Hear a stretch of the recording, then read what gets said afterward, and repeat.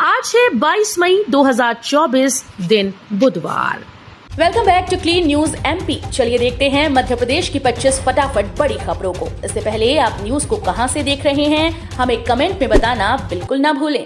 साथ ही हमारे Facebook page को भी फॉलो करें। फेसबुक पेज का लिंक डिस्क्रिप्शन में दिया गया है।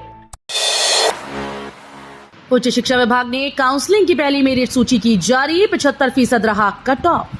राष्ट्रीय अध्यापक शिक्षा परिषद से मान्यता प्राप्त पाठ्यक्रमों में ऑनलाइन काउंसलिंग को लेकर मंगलवार को पहली कॉलेज आवंटन सूची जारी की गई। उच्च शिक्षा विभाग ने महज 70% विद्यार्थियों को सीट आवंटित की। पहली सूची का 75% कट ऑफ रहा। अधिकांश छात्र छात्राओं को 40 से 50 किलोमीटर दूर कॉलेज में प्रवेश मिले, जबकि सैकड़ों विद्यार्थियों को जिले के बाहर वाले कॉलेज आवंटित हुए। अब अगले 4 दिनों के भीतर विद्यार्थियों को ऑनलाइन फीस जमा करनी है। मध्य प्रदेश में गेहूं उपार्जन का लक्ष्य इस वर्ष नहीं होगा पूरा, लक्ष्य से 33 लाख टन पीछे। मध्य प्रदेश में इस वर्ष न्यूनतम समर्थन मूल्य पर गेहूं उपार्जन का लक्ष्य पूरा नहीं हो पाएगा। 2 बार तिथि में वृद्धि करने के बाद भी अब तक 47 लाख टन गेहूं का उपार्जन ही हो पाया, यानी लक्ष्य से 33 लाख टन कम। इसका कारण बाजार में अधिक मूल्य मिलना और उपज रोक कर रखना है। दरअसल इस वर्ष अतिवृष्टि के कारण उपज प्रभावित हुई। मध्य प्रदेश हाईकोर्ट ने कहा, बिना अंडरटेकिंग के कर्मचारी से रिकवरी करना अवैधानिक। हाईकोर्ट ने अपने एक महत्वपूर्ण आदेश में साफ किया कि याचिकाकर्ता कर्मचारी ने कभी भी रिकवरी से संबंधित अंडरटेकिंग नहीं भरी थी, इसलिए उससे वसूली नहीं की जा सकती। न्यायमूर्ति विवेक अग्रवाल की एकल पीठ ने इस टिप्पणी के साथ स्पेशल ब्रांच के सब इंस्पेक्टर के विरुद्ध जारी की गई रिकवरी को निरस्त कर दिया। कोर्ट ने कहा कि यदि राशि की वसूली हो चुकी है तो 8% ब्याज के साथ 30 दिन के भीतर याचिकाकर्ता को भुगतान किया जाए। यात्रियों ने बताई चारधाम यात्रा की जमीनी हकीकत। भोपाल से चारधाम यात्रा पर गए लगभग 80 यात्री वापस लौटे हैं। यात्रियों ने बताया कि कई बुजुर्ग स्वास्थ्य कारणों से गंगोत्री यमुनोत्री के दर्शन नहीं कर पाए। बहुत से ऐसे लोग हैं जो बिना दर्शन किए ही वापस लौट आए। जगह जगह जाम लग रहा था। 5-5 घंटे जाम के बाद किसी तरह पहुंचे। आसपास रुकने की व्यवस्था नहीं थी। भीड़ के कारण हर चीज के दाम बढ़े हुए थे। पानी की बोतल 50 रुपए की मिल रही थी। नर्सिंग कॉलेज की अनियमितता की जांच करने वाले आरोपितों में सीबीआई के डीएसपी भी। मध्य प्रदेश में नर्सिंग कॉलेजेस में अनियमितता की जांच करने वाले सीबीआई अधिकारी ही रिश्वत लेने के मामले में गिरफ्तार हो चुके हैं। नर्सिंग कॉलेज संचालक को जांच कर रहे सीबीआई अधिकारी और अन्य लोगों की फोन पर बातचीत ही कार्रवाई का आधार बनी। सीबीआई दिल्ली की टीम लगभग 1 माह पहले से सभी पर नजर रखी हुई थी।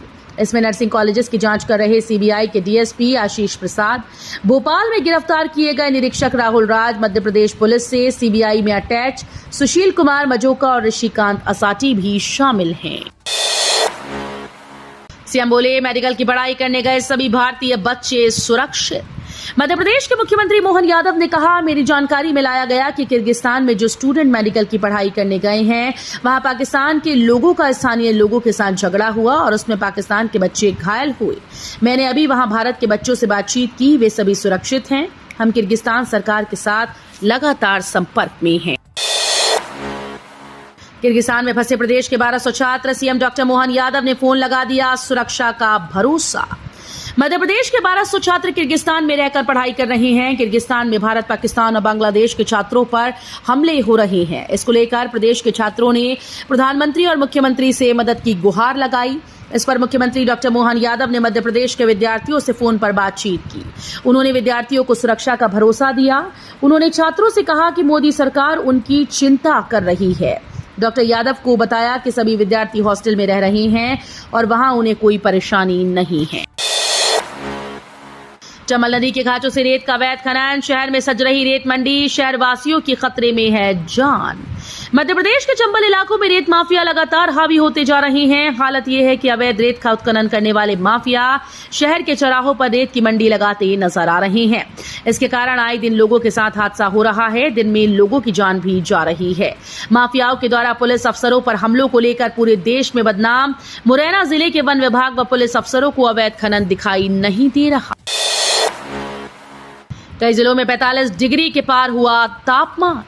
मध्य प्रदेश के कई जिले किसी भट्टी जैसे तप रहे हैं। ऐसे में 22 से ज्यादा जिलों में पारा 45 डिग्री के पार जाता नजर आ रहा है, जिसके बाद आम जनता गर्मी से काफी परेशान है।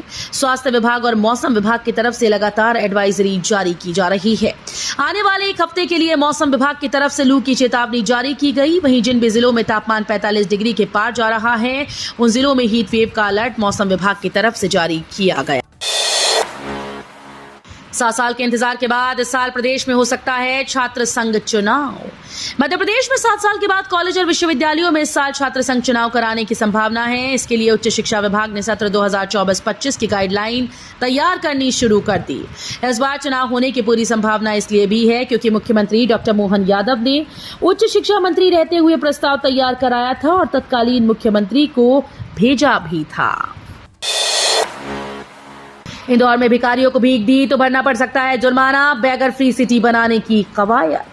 स्वच्छता के बाद अब इंदौर को बैगर फ्री सिटी बनाने की कवायद भी हो रही है। इंदौर में सड़क पर भीख मांगने वाले भिखारियों को भिक्षुक केंद्र भेजा जाएगा। भिखारियों को भीख देने वालों को जुर्माना देना पड़ सकता है। हालांकि इससे पहले प्रशासन शहरवासियों को जागरूक भी करेगा। इंदौर में भिखारियों की संख्या काफी बढ़ गई है। देवास, सोनकच्छ के कंजर डेरों के अलावा दूसरे प्रदेशों से आकर लोग इंदौर में भीख मांगते हैं। यूनाइटेड नेशन की कॉन्फ्रेंस में भारत का प्रतिनिधित्व करेंगी भोपाल की तान्या। अगस्त माह में सिंगापुर में Asian youth international model United nation conference का आयोजन किया जाना है। इसमें दुनिया भर के विभिन्न देशों से 2400 युवाओं का चयन किया गया है, जो अपने अपने देश के विभिन्न विषयों पर चर्चा करेंगे। इस कॉन्फ्रेंस के लिए भारत से 4 युवाओं को चयनित किया गया। इसमें भोपाल की तान्या पुरोहित का नाम भी शामिल है। भोजशाला के उत्तर दक्षिण भाग में 3-3 फीट की और हुई खुदाई। ऐतिहासिक भोजशाला में भारतीय पुरातत्व सर्वेक्षण की टीम ने मंगलवार को 61वें दिन का सर्वे कार्य उत्तर और दक्षिण दिशा में पूर्ण किया। भीतरी भाग में सर्वे के तहत वीडियोग्राफी, फोटोग्राफी, क्लीनिंग और ब्रशिंग का कार्य हुआ। उत्तर और दक्षिण क्षेत्र में की गई खुदाई में 3-3 फीट गहराई और बढ़ चुकी है। अब 20 फीट तक की खुदाई हो चुकी है। अभी भी मशीनों के आने का इंतजार है, तभी ये सर्वे व्यापक और वैज्ञानिक रूप ले पाएगा। डीएवीवी में दिसंबर तक स्थापित होगा जैन अध्ययन केंद्र। अगले सत्र से होगा पाठ्यक्रम शुरू। देवी अहिल्या विश्वविद्यालय में इस साल दिसंबर तक जैन अध्ययन केंद्र स्थापित किया जाएगा। इस संबंध में विश्वविद्यालय प्रशासन ने तैयारियां शुरू कर दी। 3 दिन पहले विश्वविद्यालय में केंद्रीय अल्पसंख्यक मंत्रालय के अधिकारियों और कुलपति डॉक्टर रेणु जैन के बीच बातचीत हुई, जिसमें अगले शिक्षा सत्र से जैन समुदाय पर आधारित पाठ्यक्रम शुरू किया जाएगा। 24 घंटे मंदिरों की सीसीटीवी कैमरों से निगरानी। गलत इरादे से प्रवेश करना पड़ सकता है भारी। नगर के प्रमुख मंदिर सुरक्षा की दृष्टि से सीसीटीवी कैमरे से लैस हो गए। अचलेश्वर सनातन धर्म मंदिर, द्वारिकाधीश मंदिर व साईं बाबा मंदिर सहित नगर के प्रमुख मंदिरों की 24 घंटे सीसीटीवी कैमरों से निगरानी की जाती है। अब गलत इरादे से मंदिर में प्रवेश करना शरारती व असामाजिक तत्वों के लिए भारी पड़ सकता है। मंदिर के गर्भगृह में किसी श्रद्धालु की सोने की चेन व पर्स पर हाथ डालने पर बदमाश सीसीटीवी कैमरे में कैद हो जाएगा और पुलिस उसकी पहचान फुटेज से आसानी से कर लेगी। उज्जैन में फिर शुरू हुआ मूर्तियों का शिल्पांकन। विक्रम विश्वविद्यालय परिसर में होगा निर्माण। सम्राट विक्रमादित्य व राजा भोज के काल में शिल्पकला के क्षेत्र में समृद्ध रही उज्जैन में एक बार फिर से मूर्तियों का शिल्पांकन शुरू हो गया। महाराजा विक्रमादित्य शोधपीठ के इस उपक्रम को विक्रम विश्वविद्यालय उज्जैन द्वारा जमीन दी गई। जल्द ही मूर्ति निर्माण कार्यशाला विश्वविद्यालय परिसर स्थित जनसंचार व पत्रकारिता अध्ययनशाला के समीप शुरू होगी। किसानों को बड़ी राहत, 31 मई तक जमा कर सकेंगे फसल ऋण की राशि। प्रदेश सरकार ने किसानों के फसल ऋण जमा करने की तारीख बढ़ा दी। मध्य प्रदेश ने केवल उपार्जन से संबंधित कृषकों के लिए खरीद सीजन में वितरित किए गए अल्पकालीन फसल ऋण की देय तिथि बढ़ाकर 31 मई नियत की। सरकारी बैंकों के माध्यम से कृषकों को अल्पकालीन ऋण पर ब्याज अनुदान योजना के अंतर्गत वर्ष 2023-24 में 0% ब्याज दर पर योजना की निरंतरता के संबंध में निर्देश जारी किए। मुख्यमंत्री डॉक्टर मोहन यादव ने ली सिंघस 2028 की तैयारी को लेकर बैठक। मुख्यमंत्री डॉक्टर मोहन यादव ने सिंघस 2028 की तैयारी को लेकर बैठक ली। इस बैठक के दौरान उन्होंने मंत्रालय में अधिकारियों से चर्चा की। मुख्यमंत्री डॉक्टर यादव ने कहा कि उज्जैन नगर की जरूरतों और विकास को ध्यान में रखते हुए सिंघस पर केंद्रित कार्यों का क्रियान्वयन किया जाए। कांग्रेस विधायक केशव देसाई ने लगाया आरोप, सरकारी अस्पताल में इलाज न मिलने से हो गई बड़े भाई की मौत। अस्पताल परिसर में 108 एम्बुलेंस खड़ी होने के बावजूद भी नहीं दी गई। बीएमओ ने फोन भी रिसीव नहीं किया। ऐसे में समय पर उपचार न मिलने की वजह से बड़े भाई की मौत हो गई। गोहद के सिविल अस्पताल में स्वास्थ्य सुविधाओं को लेकर कांग्रेस विधायक केशव देसाई ने ये आरोप अस्पताल प्रबंधन पर लगाए। उनका कहना था कि जब उनके साथ ये बर्ताव है तो आम जनता की स्थिति क्या रहती होगी। इंदौर में जल जमाव की समस्या से कैसे मिलेगी मुक्ति? शहर में 127 किलोमीटर सड़क पर स्टॉर्म वाटर लाइन ही नहीं। इंदौर की 500 किलोमीटर लंबी सड़कों पर स्टॉर्म वाटर लाइन बिछाने के लिए वर्ष 2014 में योजना तैयार की गई थी। 10 वर्ष के बाद भी काम पूरा नहीं हुआ। आज भी शहर की 127 किलोमीटर सड़कें ऐसी हैं जिन पर स्टॉर्म वाटर लाइन नहीं बिछाई जा सकी। कुछ इंच वर्षा होते ही इन सड़कों पर जल जमाव की समस्या फिर से उठने लगती है। शहर में स्टॉर्म वाटर लाइन बिछाने का काम जिस गति से चल रहा है, उसे देखते हुए इस काम की आगामी 5 वर्ष में पूरा होने की कोई संभावना नजर नहीं आ रही। मुख्यमंत्री के गृह क्षेत्र में जनता बिजली कटौती से परेशान, रात में भी हो रही बत्ती गुल। मध्य प्रदेश के मुख्यमंत्री डॉक्टर मोहन यादव के गृह जिले में जनता बिजली कटौती से परेशान है। बिजली 15 से 20 मिनट नहीं बल्कि 2 से 3 घंटे तक गायब हो रही है। इसकी सूचना के बाद उपभोक्ता विद्युत मंडल के 1912 नंबर पर फोन कर अपनी शिकायत जब दर्ज करवाते हैं तो महज खानापूर्ति होती है। अधिकारी फोन नहीं उठाते और उठा भी लें तो कोई संतोषजनक जवाब नहीं दे पा रही। 13 ट्रक गेहूं गायब होने के मामले में शासन का बड़ा एक्शन। मध्य प्रदेश के सतना जिले में सामने आया 13 ट्रक गायब होने के मामले में शासन ने बड़ा एक्शन लेते हुए जिला प्रबंधक पर कार्रवाई की और उन्हें लापरवाही का दोषी मानते हुए निलंबित कर दिया। इस मामले में पुलिस पहले ही 8 लोगों के खिलाफ एफआईआर दर्ज कर चुकी है और 93 लाख रुपए के इस गेहूं को खुर्द बुर्द किए जाने में सभी 8 लोगों की भूमिका की जांच कर रही है। किसानों के लिए अच्छी खबर, इस दिन जारी होगी पीएम किसान योजना की 17वीं किश्त। 17वीं किश्त का इंतजार कर रहे किसानों के लिए अच्छी खबर है। 4 जून को लोकसभा चुनाव का रिजल्ट आने के बाद चुनाव के आखिर तक पीएम किसान योजना की 17वीं किश्त के पैसे किसानों के खाते में ट्रांसफर किए जा सकते हैं। अगर आपने अब तक पीएम किसान योजना के लिए केवाईसी प्रक्रिया और भूलेखों का सत्यापन नहीं कराया तो आपको इस योजना का लाभ नहीं मिलेगा। सरकार ने मसाला कंपनी को दी सुधार की हिदायत।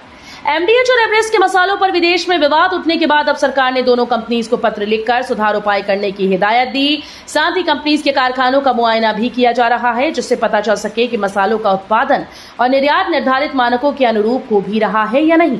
बता दें कि बीते दिनों इन कंपनीज के मसालों में एटीओ की मात्रा ज्यादा बताकर कई देशों ने इन्हें वापस भारत भेज दिया था। चुनाव नतीजों से पहले बीएसई ने रचा इतिहास, भारत बना दुनिया का 5वां सबसे बड़ा शेयर बाजार। बॉम्बे स्टॉक एक्सचेंज ने मंगलवार को इतिहास रच दिया। दरअसल बीएसई की मार्केट कैप 21 मई को $5 ट्रिलियन यानी 5 लाख करोड़ डॉलर से ज्यादा हो गई। शेयर बाजार इतिहास में यह पहला मौका है जब बीएसई पर लिस्टेड सभी कंपनीज का कुल बाजार मूल्यांकन इस आंकड़े को पार कर गया। इस साल की शुरुआत में ये $4.14 ट्रिलियन था। बीएसई में लिस्टेड फर्मों का मार्केट कैप मई 2007 में 1 लाख करोड़ डॉलर को पार कर गया था। तो ये थी आज की 25 फटाफट बड़ी खबरें। अगर आपको न्यूज पसंद आई हो तो वीडियो को लाइक और शेयर जरूर करें। धन्यवाद।